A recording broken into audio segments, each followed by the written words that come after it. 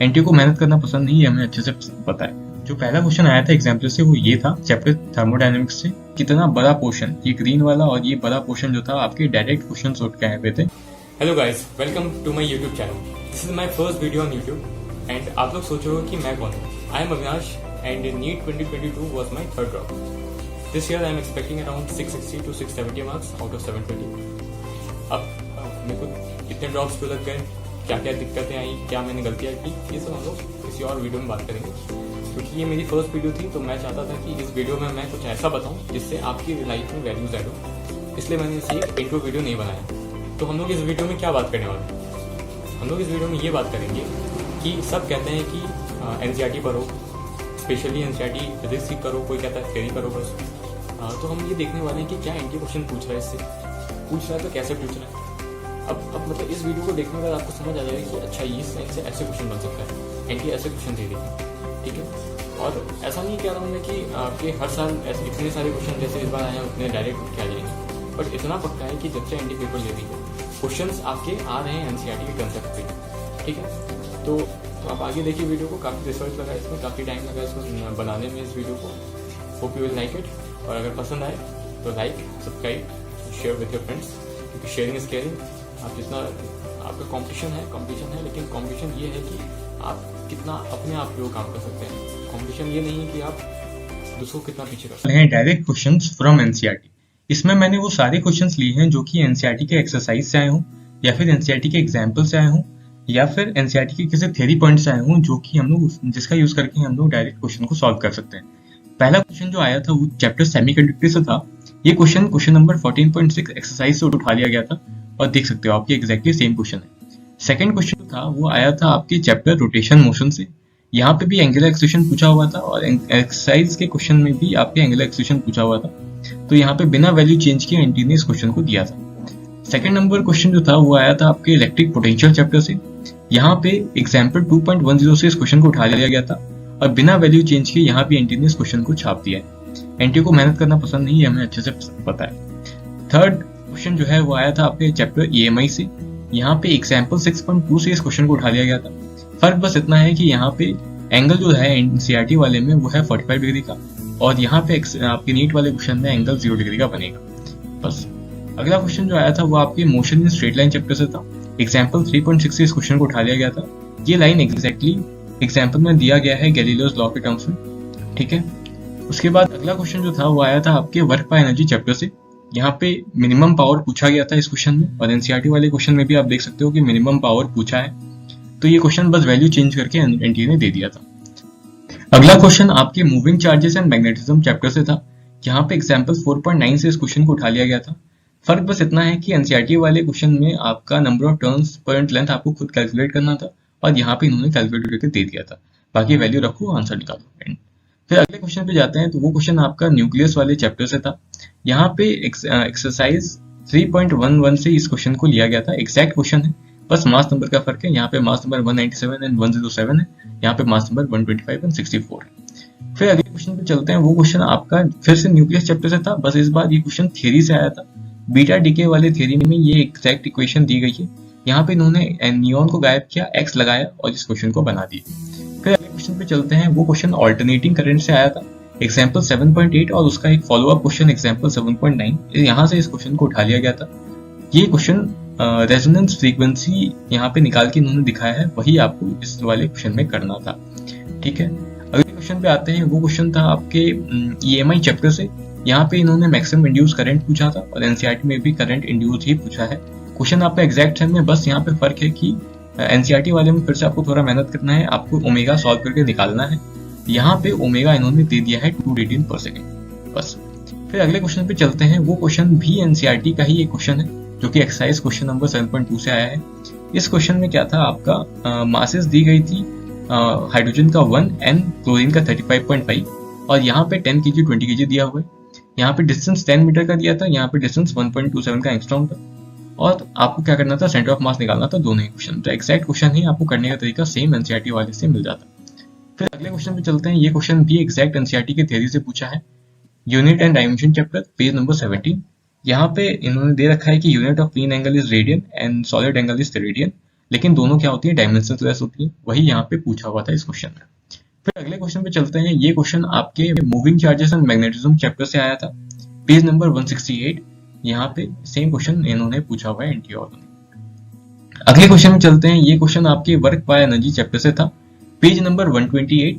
यहाँ पे इन्होंने क्या किया था, आपको पावर दे दी थी और टाइम दे दिया था और आपसे एनर्जी पूछा था। तो उन्होंने सेम वही क्वेश्चन, पावर दिया हुआ है, टाइम दिया हुआ है और एनर्जी निकालना सिखाया है। तो सेम एग्जैक्ट तरीका का क्वेश्चन जो है आपके नीट में आ गया था। अगले क्वेश्चन पे चलते हैं। वो क्वेश्चन इलेक्ट्रिक पोटेंशियल चैप्टर पे था और पेज नंबर 60 पे ये लाइन दे रखी है कि इक्वल पोटेंशियल सरफेस के नॉर्मल होती है electric field lines, that is 90 degree पे होती है। सेम क्वेश्चन नीट में पूछा गया था। अगले क्वेश्चन पे चलते हैं। ये क्वेश्चन आपके चैप्टर ग्रेविटेशन से आया हुआ है, पेज नंबर 199 पे ये टेबल दे रखी है इन्होंने और इसी टेबल से इन्होंने डायरेक्ट इस क्वेश्चन को बना दिया है। अगले क्वेश्चन पे चलते हैं। ये क्वेश्चन आपका आया था चैप्टर ऑल्टरनेटिंग करंट से। ये एग्जाम्पल 7.1b में एग्जैक्टली लिखा हुआ है कि जो पीक वोल्टेज है वो √2 टाइम्स होती है आरएमएस वोल्टेज की, और यही लाइन इन्होंने यहाँ पे पूछ रखी है। नेक्स्ट क्वेश्चन पे चलते हैं। ये क्वेश्चन आपके chapter mechanical properties of solids से आया था। ये इस क्वेश्चन का 2 पार्ट है और ये 2 पार्ट अलग अलग जगह दे रखी थी एनसीईआरटी में। एक था एक्सरसाइज 9.4 से, जो कि आप यहाँ देख सकते हो, the stretching of coil is determined by share modulus. यही आपका पहला एसोसिएशन था और रीजन जो था वो आपके यहाँ से आया हुआ था कि जो स्टील है वो ज्यादा इलास्टिक होता है कॉपर से, और हमें पता है जो ज्यादा इलास्टिक है उसी की ज्यादा टेंसाइल स्ट्रेंथ होती है। फिर अगला क्वेश्चन जो था वो chapter moving charges and magnetism से आया था, पेज नंबर 140 से इस क्वेश्चन को उठाया गया है। इस क्वेश्चन के भी 2 पार्ट थे। मेरा ये क्वेश्चन गलत हो गया था क्योंकि मैंने ये ओनली के चक्कर में इस क्वेश्चन को कुछ मिसअंडरस्टैंड कर लिया, लेकिन इस ओनली का मतलब ये कहना चाहते हैं कि बस करंट कैरिंग कंडक्टर ही इसको दिखाते हैं, और ये यहाँ पे दिया हुआ है कि ड्यू टू करंट ही ये आपके मैग्नेटिक फील्ड्स बनेंगे। ठीक है, अगला क्वेश्चन जो है वो चैप्टर करंट से आया था, पेज नंबर 104 से इस क्वेश्चन को उठा लिया गया था। फिर अगले क्वेश्चन में चलते हैं हम लोग। ये क्वेश्चन आपके moving charges and magnetism chapter से आया था कि एग्जांपल 4.8 पे एक ग्राफ दिया हुआ है, इसी पे इन्होंने ये स्टेटमेंट बना के पूछा हुआ है। फिर अगले क्वेश्चन पे चलते हैं। ये क्वेश्चन आपके इलेक्ट्रिक चार्जेस से पूछा है इन्होंने, पेज नंबर 29 पे ये लाइन दे रखी है कि डाइपोल की फील्ड जो है 1/r³ के टर्म्स में चेंज होती है। वही क्वेश्चन यहाँ पे इन्होंने पूछा हुआ है। फिर अगले स्टेटमेंट पे चलते हैं। अगला क्वेश्चन जो था वो आपका चैप्टर यूनिट एंड डायमेंशन से पूछा गया है, पेज नंबर 29 एंड 30 पे ये क्वेश्चन दिया है और यहाँ पे एक एग्जाम्पल भी इन्होंने सॉल्व करके दिखाया है। यहाँ पे इन्होंने बोला था राउंड ऑफ करके बताना, और यहाँ भी आप देखते हैं यहाँ पे राउंडिंग ऑफ करके इन्होंने सिखाया है कैसे करना। तो यहाँ हमारे जितने भी एनसीईआरटी के डायरेक्ट क्वेश्चन थे वो खत्म होते हैं। अब हम लोग देखेंगे कि कितने क्वेश्चन एग्जाम्पलर से डायरेक्ट क्वेश्चन आए थे। फिर जो पहला क्वेश्चन आया था एग्जाम्पलर से वो ये था चैप्टर थर्मोडायनेमिक्स से। एग्जाम्पलर का पहला क्वेश्चन ही था ये और एग्जैक्ट सेम क्वेश्चन पूछा गया था। फिर जो अगला क्वेश्चन पूछा था वो चैप्टर फ्लूइड से था। एग्जाम्पलर का ये भी पहला ही क्वेश्चन था और इन्होंने ये भी यहाँ पे एग्जैक्ट पूछ लिया था। फिर अगला क्वेश्चन देखते हैं हम लोग। ये आया था चैप्टर करंट से। एग्जाम्पलर का क्वेश्चन 3.10। ये डायरेक्ट क्वेश्चन तो नहीं था, पर यहाँ पे इन्होंने आंसर में दे रखा है कि most sensitive and accurate if resistances are of same value. इसका आंसर भी वही था कि इक्वल और सेम वैल्यू की होनी चाहिए रेजिस्टेंसेस। फिर अगले क्वेश्चन पे चलते हैं। ये क्वेश्चन आपके सेमीकंडक्टर से था, एग्जाम्पलर 14.8, और ये भी एग्जैक्ट सेम क्वेश्चन यहाँ पे इन्होंने पूछा हुआ है।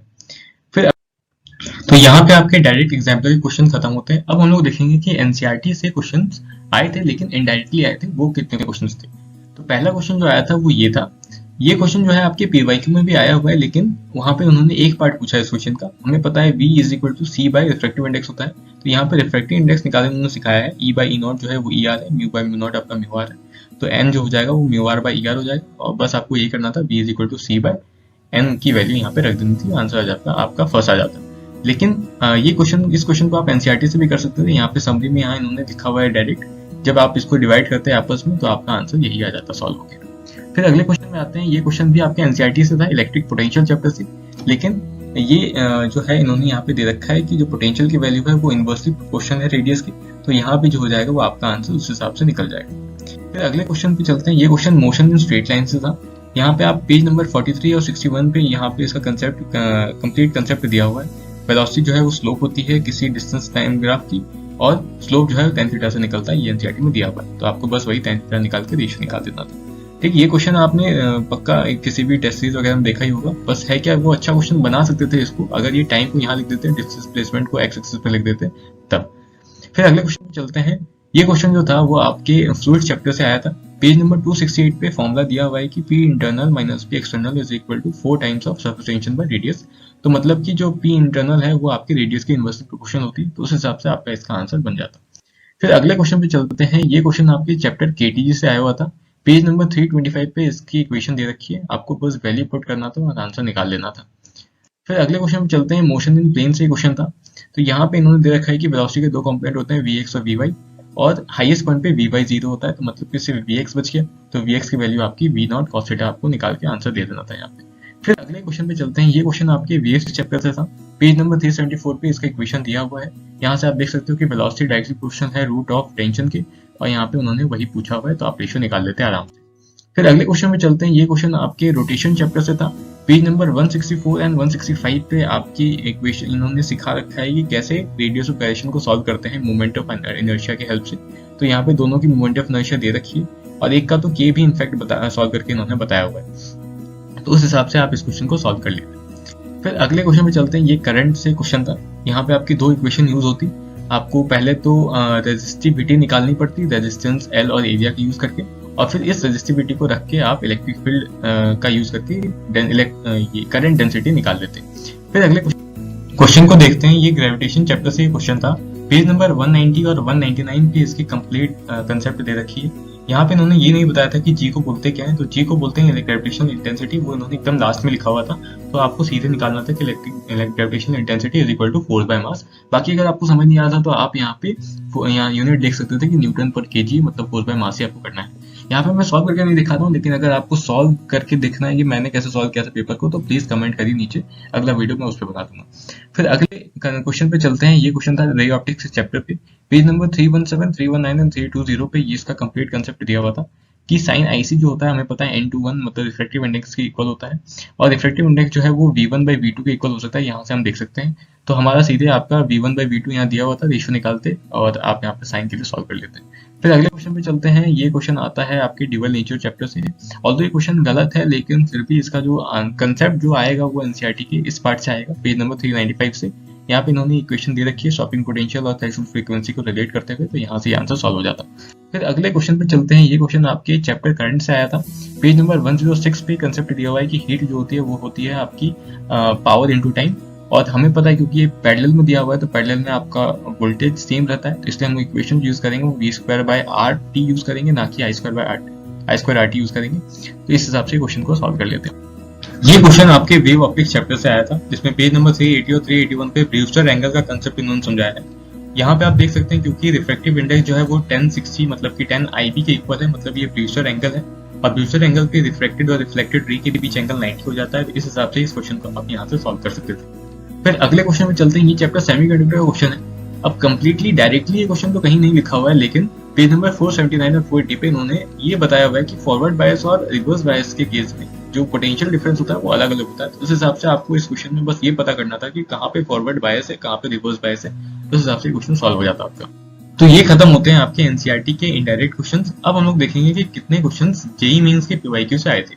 तो पहला क्वेश्चन जो आया था वो ये वाला क्वेश्चन था, जिसमें आपको ये आपका एग्जैक्टली इलेक्ट्रोमैग्नेटिक वेव चैप्टर से था, और जेईई मेंस के पीवाईक्यू में 2020 में ये आया हुआ क्वेश्चन है। ठीक है, बस आपको वैसे तो इस क्वेश्चन को सॉल्व करने के लिए आपको एग्जैक्ट वैल्यूज याद नहीं रखनी है, आपको बस ट्रेंड से इसके हिसाब से आपको निकाल लेना था। बाकी क्योंकि मैं यहाँ सॉल्व करके नहीं दिखा रहा हूँ, तो मैं आपको यहाँ पूरा नहीं बता सकता। ठीक है, फिर अगले क्वेश्चन पे चलते हैं। तो ये वाला क्वेश्चन आपके वेव ऑप्टिक्स चैप्टर से आया था। ये भी जेईई की एक पीवाईक्यू है, जहाँ पे सेम कंसेप्ट पे ये क्वेश्चन पूछा गया है जो इस साल आया है।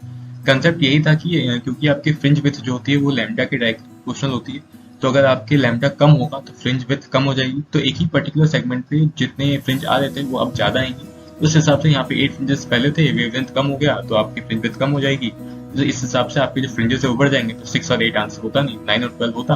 फिर हम लोग रेशियो देख लेते हैं, रेशियो के हिसाब से भी आसान है। आप जब रेशियो निकालोगे तो 8 और 6 और 4 का रेशियो 2:3 होता है, तो इस हिसाब से 8 और 12 का ही एक रेशियो जो इसको सेटिस्फाई कर सकता है, 8-9 का रेशियो कभी नहीं बनेगा। ठीक है, फिर अगले क्वेश्चन में चलते हैं।